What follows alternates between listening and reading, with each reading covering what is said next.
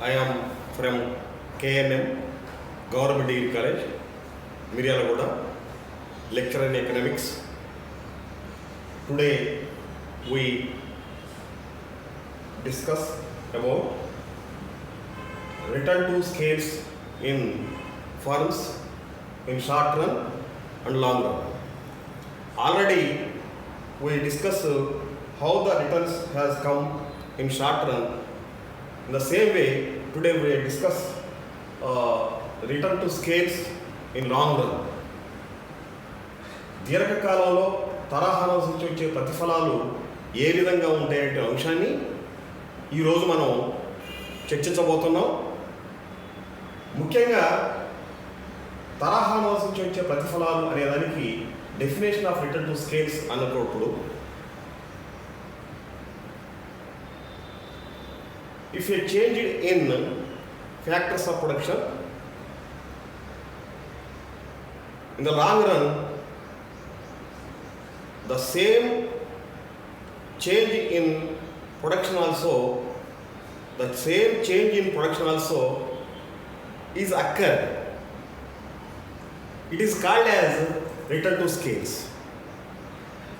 అంటే దీర్ఘకాలంలో ఉత్పత్తి కారకాలన్నింటినీ మార్చినప్పుడు శ్రమ మరియు క్యాపిటల్ని, అదేవిధంగా ఆర్గనైజర్ని, భూమిని లాంటి వాటిని మార్చినప్పుడు ఉత్పత్తిలో ఎలాంటి మార్పులు వస్తాయో తెలియజేసేదాన్ని మనం తరహాను నుంచి వచ్చే ప్రతిఫలాలు గమనిస్తూ ఉంటాం. మనం తరహాను నుంచి వచ్చే ప్రతిఫలాలు గమనిస్తూ ఉంటాం. మనం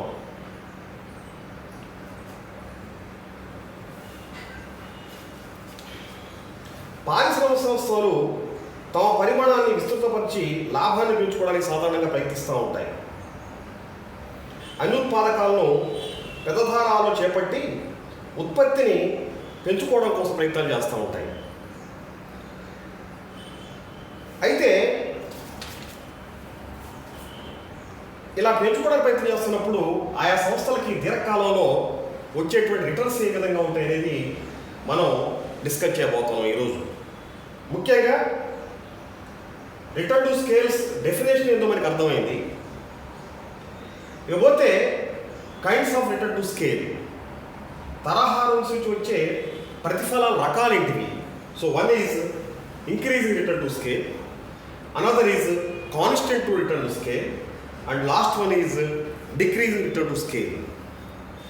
అంటే పెరుగుతున్న ప్రతిఫలాలు ఉంటాయి సంస్థలలో, స్థిర ప్రతిఫలాలు ఉంటాయి సంస్థల్లో, అదేవిధంగా పరిశ్రమలు కూడా డిక్రీజింగ్ రిటర్న్స్ ఉంటూ ఉంటాయి. అంటే సంస్థల్లో ఉంటాయి ఈ మూడు, పరిశ్రమల్లో కూడా ఉండడానికి అవకాశాలు ఉంటాయి. ఇవి రిటర్న్ టు స్కేల్స్గా మనం పిలుస్తూ ఉంటాం. అయితే రిటర్న్ టు స్కేల్స్ అన్నప్పుడు ఇక్కడ మనం first one increasing return to scales అన్నప్పుడు ఉత్పత్తి కారకాల్లో ఎంత శాతం అయితే మార్పు సంభవిస్తుందో, లేక ఉత్పత్తి కారకాల పరిమాణంలో ఎంత మార్పు సంభవిస్తుందో, పరిమాణంలో ఎంత శాతం మార్పు సంభవిస్తుందో, ఉత్పత్తి అంతకంటే ఎక్కువ శాతం పెరిగితే దాన్ని మనం ఏమంటామంటే ఇంక్రీజింగ్ రిటర్న్ టు స్కేల్స్ అని చెప్తాం. మనం for example factors of production 10 యూనిట్లు ఉన్నప్పుడు ప్రొడక్షన్ 100 యూనిట్లు ఉంది. ఫ్యాక్టర్స్ ఆఫ్ ప్రొడక్షన్స్ 15 యూనిట్లు పెరిగితే ఇక్కడ ప్రొడక్షన్ 200 యూనిట్లు పెరిగింది. అంటే ఫ్యాక్టర్స్ ఆఫ్ ప్రొడక్షన్లో చేంజ్ ఎంత అంటే 50%. If change in factors of production is 50%, it leads to increase the production 100%. It is treated as increase return to scale.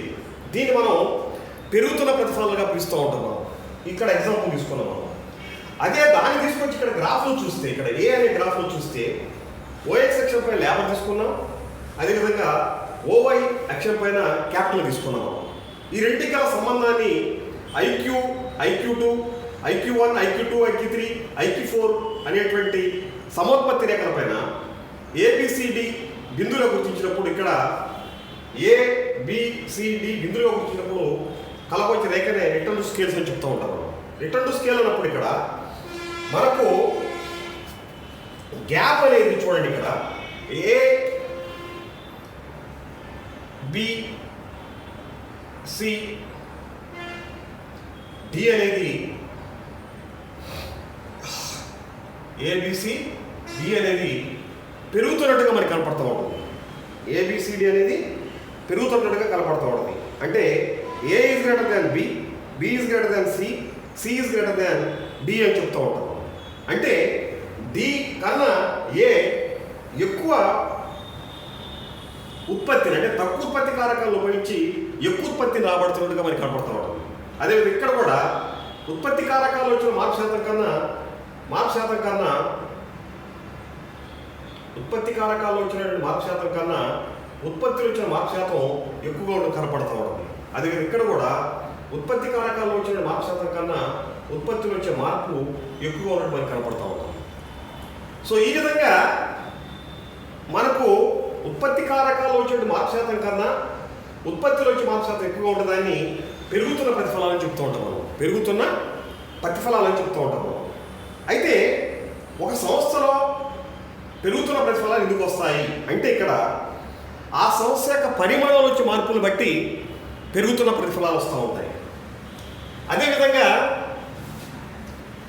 ఆ సంస్థ ప్రవేశపెట్టేటువంటి స్పెషలైజేషన్స్ అంటే ప్రత్యేకీకరణ అంటే ఏంటంటే we divided the production of goods in a phase forms.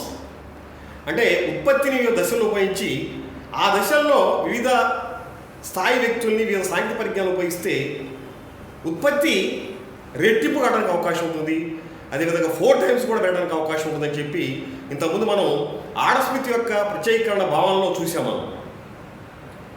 అంటే ఇక్కడ ప్రత్యేకీకరణ వల్ల కూడా ఇంక్రీజింగ్ రిటర్న్స్ రావడానికి అవకాశం ఉంటుంది. సంస్థ పరిమాణం పెరిగిన కొద్ది ఇంక్రీజింగ్ రిటర్న్స్ రావడానికి అవకాశం ఉంటుంది.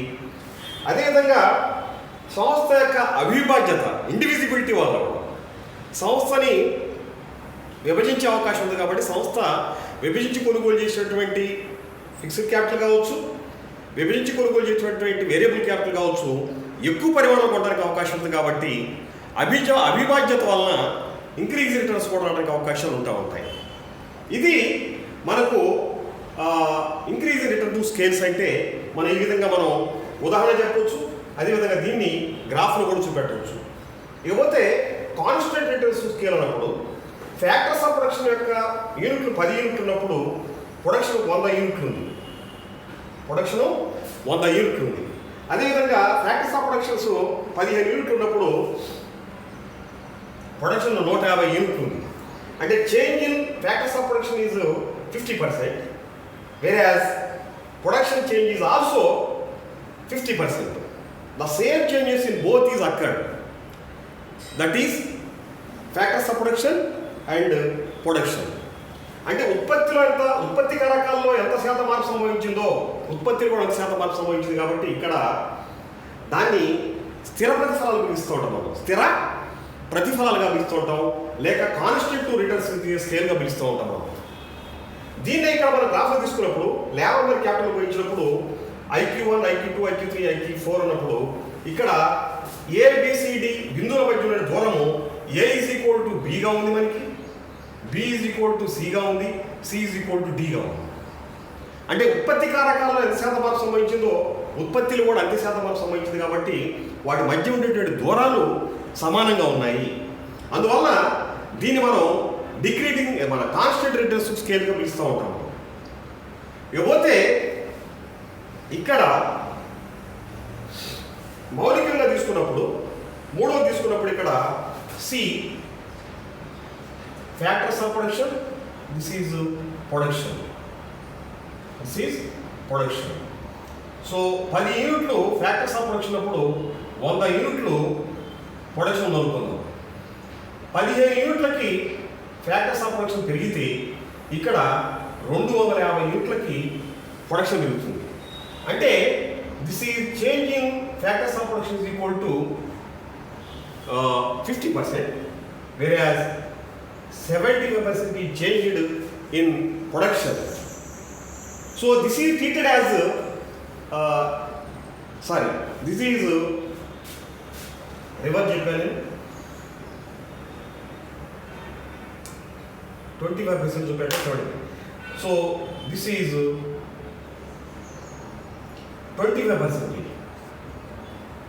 అంటే 50% చేంజ్ ఇన్ ప్రొడక్షన్ ఉంటే 25% చేంజ్ మాత్రమే, 50% ప్రాక్టీస్ ఆఫ్ ప్రొడక్షన్లో చేంజ్ ఉంటే 25% చేంజ్ మాత్రమే ప్రొడక్షన్లో మార్పు వచ్చింది. అంటే ఉత్పత్తి కారకాల్లో వచ్చే మార్పు శాతం కన్నా ఉత్పత్తిలో వచ్చే మార్పు శాతం తక్కువగా ఉంది కాబట్టి ఇక్కడ దీన్ని డిక్రీజింగ్ టెన్షన్ స్కేల్స్ అని చెప్తూ ఉంటారు మనం. సో దాన్ని మనం గ్రాఫ్లో తీసుకున్నప్పుడు సీగరే గ్రాఫ్లో తీసుకున్నప్పుడు ఇక్కడ లేబర్ క్యాపిటల్ తీసుకున్న కొద్దీ ఇక్కడ A is less than B, B is less than C, C is less than డిగా ఉంది. అంటే ఉత్పత్తి కారకాలు ఎంత శాతం అయితే పెరుగుతున్నాయో ఉత్పత్తి ఆ శాతం మీద పెరగట్లేదని చెప్పి ఏ బిందు, బి బిందు, సి బిందు, డి బిందు మనకి చూపెడతాం. సో ఈ విధంగా మనం గ్రాఫ్లో కూడా డిక్రీజ్ రిటర్న్స్ స్కేల్ని మనం చూపెట్టవచ్చు. మనం తర్వాత ఒకే ఒక గ్రాఫ్లో చూపెట్టవచ్చు 3 భావనలు కూడా. ఒకటి ఇది ఫర్ ఎగ్జాంపుల్ మనం డి గ్రాఫ్గా తీసుకున్నాం. This is the graph. The గ్రాఫ్లో ఓఎక్స్ సెక్షన్ పైన ఫ్యాక్టర్స్ ఆఫ్ ప్రొడక్షన్ తీసుకుంటున్నాం మనం, అంటే ఉత్పత్తి కారకాలు తీసుకుంటున్నాం, అంటే క్యాపిటల్ అండ్ లేబర్ తీసుకుంటున్నాం మనం. అదేవిధంగా ఓవైఎక్స్ఎం పైన మార్జినల్ ఫిజికల్ ప్రొడక్షన్ తీసుకుంటున్నాం మనం. ఓవైఎక్స్ఎం పైన మార్జినల్ ఫిజికల్ ప్రొడక్షన్ తీసుకుంటున్నాం మనం.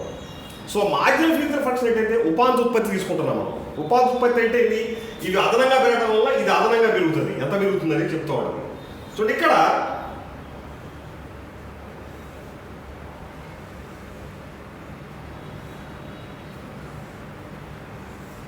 ఉత్పత్తి కారకాలు పెరిగిన శాతం కన్నా ఉత్పత్తి అదనంగా పెరుగుతుంది కాబట్టి ఇక్కడ ఏ బిందు వరకు ఉన్న దాన్ని ఏమంటారంటే ఇంక్రీజింగ్ రిటర్న్ టు స్కేల్స్ అని చెప్తూ ఉంటారు. ఇంక్రీజింగ్ రిటర్న్ టు స్కేల్స్ అని చెప్తూ ఉంటుంది. ఇక్కడ కూడా ఫ్యాక్టర్స్ ఆఫ్ ప్రొడక్షన్ తిరిగిన కొద్దీ బి బిందు వరకు, ఏ బి బిందు వరకు ఇక్కడ ఉత్పత్తిలో మార్పు లేదు, మార్జినల్ ఫిజికల్ ప్రొడక్షన్లో మార్పు లేదు కాబట్టి ఇక్కడ దీన్ని కాన్స్టెంట్ రిటర్న్ టు స్కేల్స్ అని చెప్తారు. ఇక్కడికి వచ్చేసరికి ఇవి పెరుగుతున్నాయి, ఫ్యాక్టర్స్ ఆఫ్ ప్రొడక్షన్ పెరుగుతున్నాయి, కానీ ఉత్పత్తి తగ్గుతాం. దిస్ ఈజ్ సి బిందు. బి సి బిందువుని ఏమంటారంటే, సో ఓఏ బిందువునేమో ఇంక్రీజింగ్ రిటర్న్స్ అంటారు, ఏబి బిందువుని కాన్స్టెంట్ రిటర్న్స్ అంటారు, బిసి బిందువునేమో డిక్రీజింగ్ రిటర్న్ స్కేల్స్ అని చెప్తూ ఉంటారు. సో ఈ విధంగా మనం గ్రాఫ్లో కూడా మనం ఇంక్రీజ్ రిటర్న్ స్కేల్స్ని, మన కాన్స్టెంట్ రిటర్న్ స్కేల్స్ని, డిక్రీజ్ రిటర్న్ స్కేల్స్ని ఆయా ఉత్పత్తి కారకాల యొక్క పరిమాణం వచ్చే మార్పు వలన వాటి ఉపాంత ఉత్పత్తిలో ఎంత మార్పు వస్తుందో లెక్కగట్టి పెరుగుతుంటే పెరుగుతున్న ప్రతిఫలాలని, స్థిరంగా ఉంటే స్థిర ప్రతిఫలాలని, కాన్స్టెంట్ మన డిక్రీజింగ్ అవుతుంటే క్షీణిస్తున్న ప్రతిఫలాలని చెప్పి ఒకే గ్రాఫ్లో కూడా మనం ఈ రిటర్న్ టు స్కేల్స్ని చూపెట్టచ్చు అన్నమాట. సో ఈ విధంగా మనం ఏబిసి అనేటువంటి ఎగ్జాంపుల్ ద్వారా చూపెట్టచ్చు, 3 గ్రాఫ్ల ద్వారా చూపెట్టచ్చు. అదేవిధంగా ఎంపీపీ ద్వారా కూడా మనం చూపెట్టడానికి అవకాశం ఉంటుంది రిటర్న్ టు స్కేల్స్ని. ఇవి తరహాలో వస్తున్నటువంటి ప్రతిఫలాలు, అంటే సంస్థలు వస్తాయి ఇవి, లేక మనకు తరహాలో వస్తాయి, మనకు లేక సంస్థలు వస్తాయి ఇవి, లేక పరిశ్రమలు కూడా రావడానికి అవకాశం ఉంటుంది. అదేవిధంగా మనకు ఇంకొక టాపిక్ కూడా ఉంది, economies of scale. So this is R increase return scale, R1, R2, this is constant, this is decreasing, this is increasing return scales అని చెప్తూ ఉంటాం. ఇకపోతే మనకి ఇంకో టాపిక్ కూడా ఉంది ఏంటంటే ఇక్కడ ఎకానమీస్ ఆఫ్ స్కేల్స్. దీని తెలుగులో తరహాను అనుసరించి వచ్చే ఆదాలుగా పిలుస్తుంటాము. తరహాను అనుసరించి వచ్చే ఆదాలు అంటే ఒక సంస్థ యొక్క పరిమాణం పెరగడం వల్ల కానీ, ఒక సంస్థలో ప్రత్యేకీకరణ ప్రవేశపెట్టడం వల్ల కానీ, ఒక సంస్థలో అవిభాజ్యత ప్రవేశపెట్టడం వల్ల లేకుండా ఉండడం వల్ల కానీ మనకు వచ్చేటువంటి ఆదాయాలు ఉంటాయి. వాటిని మనం ఏమంటామంటే తరహాను అనుసరించి వచ్చే ఆదాలుగా పిలుస్తాము. సో తరహాను అనుసరించి వచ్చే ఆదాలు ఉన్నప్పుడు ఇక్కడ వాటిని మనం ఏమిటంటే ఇక్కడ ఎకానమీస్ ఆఫ్ స్కేల్ అని చెప్తూ ఉంటాం. ఎకానమీస్ ఆఫ్ స్కేల్స్ అని చెప్తూ ఉంటారు.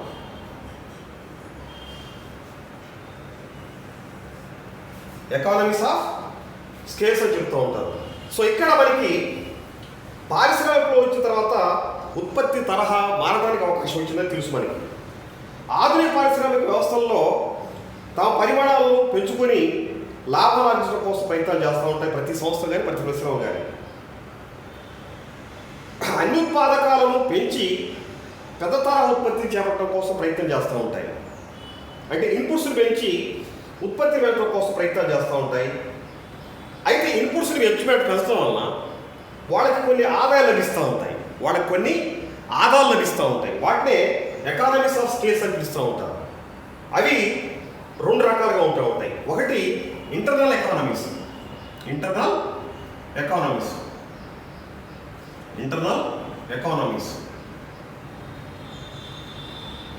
సో రెండు ఎక్స్టర్నల్ ఎకానమీస్. ఈ రెండు రకాలైనటువంటి ఆదాలు లభిస్తుంటాయి.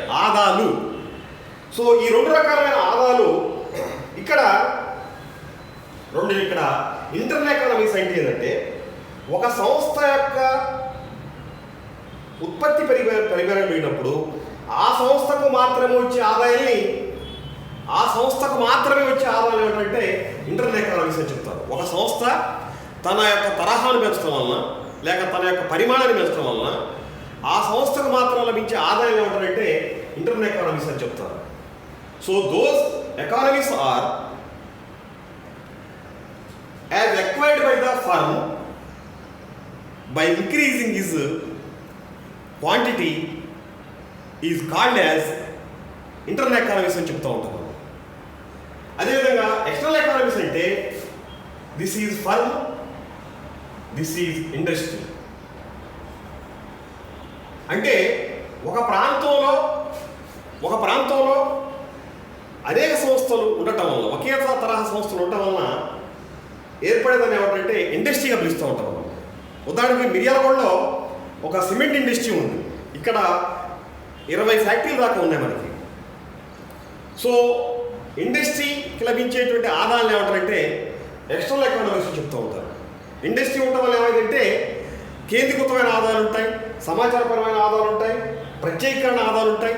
ఇవన్నీ కూడా మనం ఏమంటారంటే సాధారణంగా ఎక్స్టర్నల్ ఎకానమీస్గా పిలుస్తూ ఉంటాం మనం. అంటే ఫర్మ్కి లభించేటువంటి ఆదాయాలేమో ఇంటర్నల్ ఎకానమీస్ అంటాం మనం, ఇండస్ట్రీకి లభించేటువంటి ఆదాయాలేమో ఎక్స్టర్నల్ ఎకానమీస్గా పిలుస్తూ ఉంటాం. Those economies are acquired by the industry in locating in one area.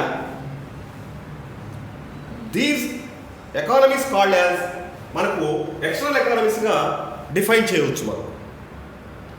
ఇకపోతే ఇంటర్నల్ ఎకానమీస్కి ఎగ్జాంపుల్స్ ఏంటి? ఇంటర్నల్ ఎకానమీస్కి ఎగ్జాంపుల్స్ ఏంటి? ఏంటి ఇంటర్నల్ ఎకానమీస్ అంటారు ఒక సంస్థకి? ఒకటి సాంకేతిక పరమైన ఆధారం, టెక్నికల్ ఎకానమీస్. టెక్నికల్ ఎకానమీస్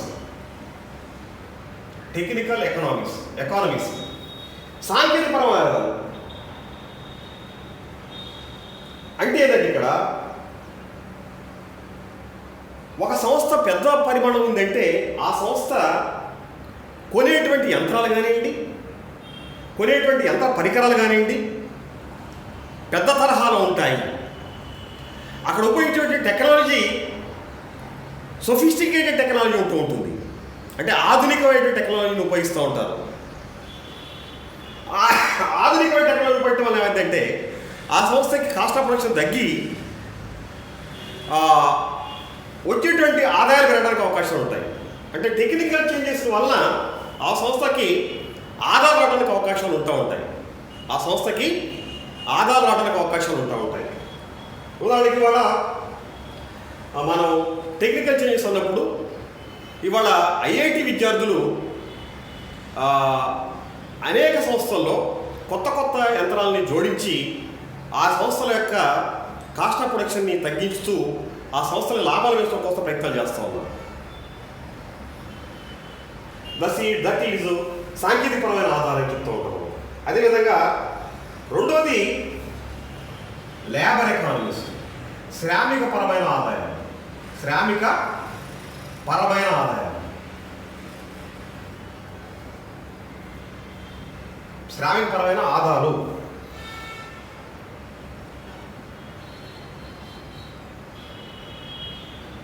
అంటే ఏంటంటే ఇక్కడ ఒక సంస్థ పెద్దదైన కొద్దీ మన ఆ సంస్థలో ఉపయోగించేటువంటి లేబర్ ఎవరైతున్నారో ఆ లేబర్ యొక్క సంఖ్య ఎక్కువ ఉండొచ్చు, ఒకవేళ తక్కువ ఉండొచ్చు. ఉన్నప్పటికీ కూడా వాళ్ళకి టెక్నికల్ నాలెడ్జ్ని ఎక్కువగా పెంచుతూ ఉంటాం, టెక్నికల్ నాలెడ్జ్ని ఎక్కువగా డెవలప్ చేస్తూ ఉంటాం, స్కిల్స్ని డెవలప్ చేస్తూ ఉంటాం. ప్రొడక్షన్ స్కిల్స్ అనమాట. ముఖ్యంగా ప్రొడక్షన్ స్కిల్స్ని ప్రొవైడ్ చేయడం వల్ల వాళ్ళకి ఇవ్వడం వలన వాళ్ళు తక్కువ సమయంలో తక్కువ మంది పనిచేస్తూ ఎక్కువ ఉత్పత్తి తీసుకొచ్చి ఆదాయాలు అనేవి అందించడం కోసం ప్రయత్నం చేస్తుంటారు. That is labour economies. మూడవది మేనేజరియల్ ఎకనామిక్స్, మేనేజరియల్ ఎకానమీస్ అంటే యాజమాన్యపరమైన ఆదాయాలు, యాజమాన్యపరమైనటువంటి ఆదాయాలు. చూడండి, ఇక్కడ ఒక సంస్థ యొక్క పరిమాణం పెరిగిన కొద్దీ ఆ సంస్థలో కొనుగోలు చేసేటువంటి భూస్వరకాల పరిమాణం పెరుగుతుంది. అంటే రా మెటీరియల్ పెరుగుతుంది, రా మెటీరియల్ పెరుగుతూ ఉంటుంది. అదేవిధంగా రా మెటీరియల్ పెరుగుతూ ఉంటుంది.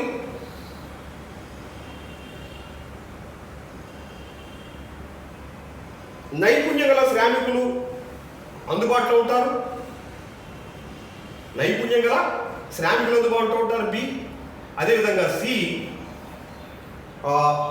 ఇన్ఫ్రాస్ట్రక్చర్ని ఎక్కువగా అందిస్తూ ఉంటారు, వాళ్ళు ఇన్ఫ్రాస్ట్రక్చర్ని ఎక్కువ డెవలప్ చేయడానికి అవకాశం ఉంది. అదేవిధంగా ఎక్కువ పరిమాణంలో వివిధ దశల్లో మార్కెటింగ్ చేస్తూ ఉంటారు, వస్తువుని మార్కెటింగ్ చేస్తూ ఉంటారు. సో అందువల్ల వాళ్ళకి ఆదాయాలు రావడానికి అవకాశాలు ఉంటాయి, యాజమాన్యపరమైన ఆదాయాలు రావడానికి అవకాశాలు ఉంటాయి. తర్వాత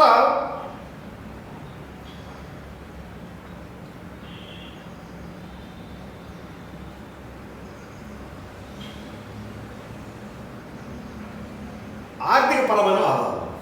అంటే ఆర్థికపరమైన ఆదాయాలు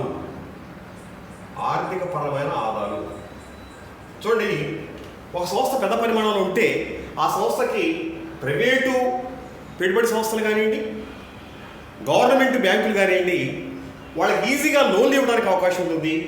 అదేవిధంగా తక్కువ వడ్డీ రేట్లకే వాళ్ళకి రుణాలు కూడా లభించడానికి అవకాశం ఉంటుంది. తక్కువ వడ్డీలకే వాళ్ళకి రుణాలు లభించడానికి అవకాశం ఉంటుంది. ఎకానమీస్, ఆర్థికపరమైనటువంటి ఆదాయం.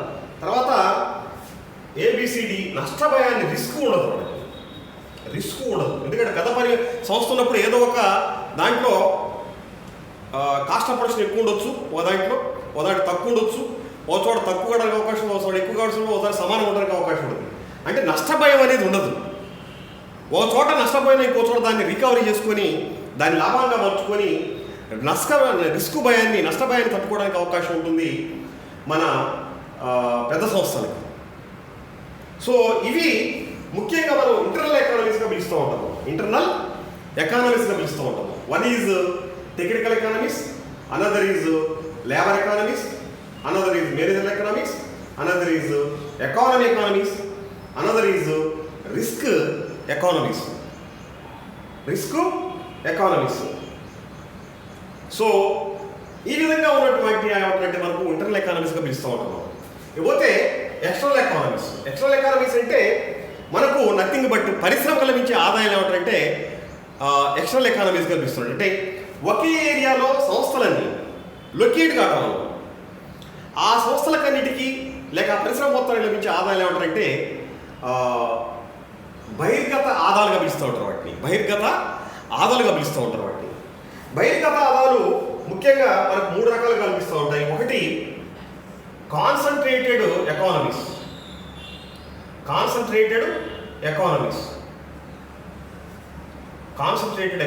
అంటే ఒక పరిశ్రమ మొత్తం కూడా ఒకే చోట కేంద్రీకృతం కావడం వలన ఇక్కడ నైపుణ్యం కలిగిన శ్రామికులు లభిస్తారు, అదేవిధంగా వాళ్ళకి అయ్యే వ్యయం కూడా తక్కువ ఉంటుంది. తర్వాత శ్రామికులకి ఈ సంవత్సరం కాబట్టి ఆ సంవత్సరం దొరుకుతుంది పని, ఆ సంవత్సరం కాబట్టి ఈ శ్రామికుల్లో దొరకడానికి అవకాశాలు ఉంటాయి. అదేవిధంగా వాళ్ళకి రోడ్లు వేస్తూ ఉంటుంది గవర్నమెంట్. అదేవిధంగా వాళ్ళకి కమ్యూనికేషన్ ఫెసిలిటీ ఇస్తూ ఉంటుంది గవర్నమెంట్. అదేవిధంగా వాళ్ళకి ఈ విధంగా కేంద్రీకృతం కావడం వలన అనేక రకమైన ఆదాయాలు వస్తూ ఉంటాయి. వాటిని కేంద్రీకృత ఆదాయాలుగా పిలుస్తూ ఉంటారు ఇండస్ట్రీ. అదేవిధంగా ప్రత్యేకీకరణ ఆదాయాలు.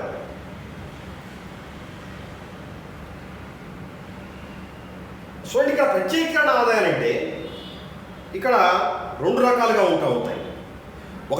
వన్ ఈజ్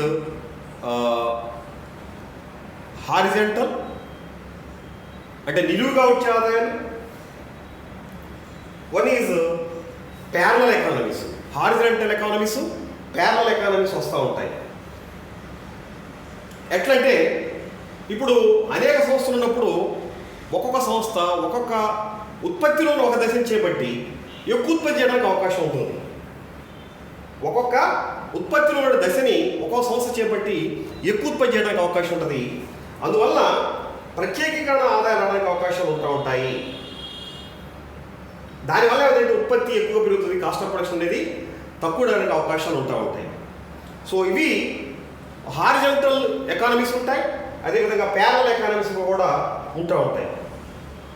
ఉదాహరణకి ఒక వస్త్ర పరిశ్రమ తీసుకుంటే దూది కొనడం ఒక దగ్గర, దారం తీయడం ఒక దగ్గర, రంగులు అద్దడం ఒక దగ్గర, అదేవిధంగా వస్త్రం తయారు చేయడం ఒక దగ్గర, ఇట్లా విభజిస్తే ప్రత్యేకీకరణ అనేది ప్రవేశపెట్టడానికి అవకాశం ఉంటుంది. అదేవిధంగా ఉత్పత్తి అనేది ఎక్కువగా పెట్టడానికి అవకాశం ఉంటుంది, కాస్ట్ ఆఫ్ ప్రొడక్షన్ తగ్గడానికి అవకాశం ఉంటుంది. దాన్ని ప్రత్యేకీకరణ ఆదాయం అంటారు. ఉదాహరణకు ఒక షర్టు తీసుకుంటే ఈ షర్ట్లో ఒకళ్ళు కాళ్ళను కొడతారు, ఒకళ్ళు జేబులు కొడతారు, ఒకళ్ళు ఈ భాగం కొడతారు, ఒకళ్ళు లెఫ్ట్ సైడ్ కొడతారు, ఒకళ్ళు చేతులు కొడతారు. ఇట్లా పుడితే ఆ షర్ట్ యొక్క ఉత్పత్తి ఎక్కువగా పెరిగి కాస్ట్ ఆఫ్ ప్రొడక్షన్ అనేది దాటడానికి అవకాశాలు ఉంటాయి. దాన్ని ప్రత్యేకీకరణ ఆదాయాలు అంటారు. పోతే సమాచార ఆదాయాలు. మీకు తెలుసు, సమాచార ఆదాయాలు అంటే ఇవాళ ఒకే ఏరియాలో ఒక ఇండస్ట్రీ లొకేట్ కావడం వలన ఏ సంస్థ ఏ చర్యలు చేపడుతుందో ఈజీగా తెలిసిపోద్ది ఒకటి. తర్వాత అందరూ కలిసి సమిష్టిగా ప్రచారం చేసుకోవచ్చు.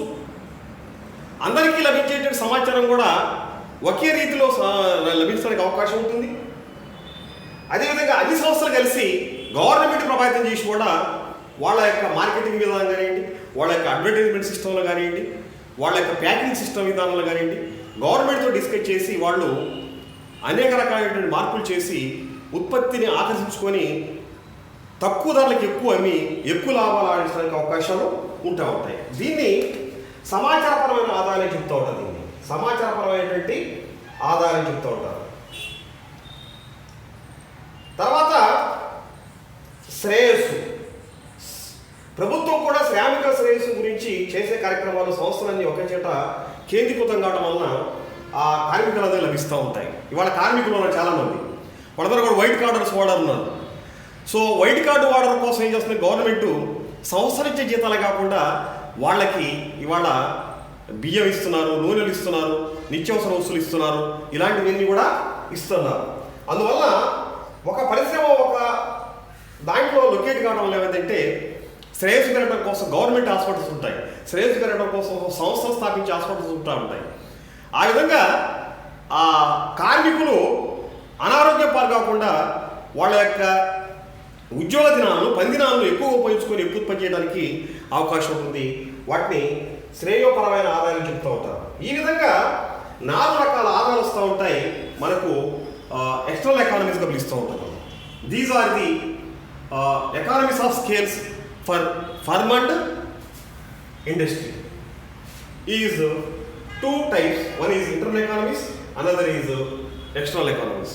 So internal economies, technical economies, labor economies, managerial economics, and economy economies, risk economies. These are the examples for internal economies. And whereas external economies instances is, one is constituted economies, another is specialization economies, another is communication economies, another is welfare economies. So these are called as external economies. Today we will complete our production function. మనం ఈరోజు ఉత్పత్తి ఫల సిద్ధాంతాల గురించి మనం పూర్తి చేసుకున్నాం, అధ్యయనం చేసాం. దీన్ని అవగాహన తీసుకొని భవిష్యత్తులో మీరు ఎక్కడైనా ఒక ఇండస్ట్రీకి పోతే ఏముంటుందో పరిశీలించడానికి అవకాశం ఉంటుంది. So thank you one and for all. Thank you.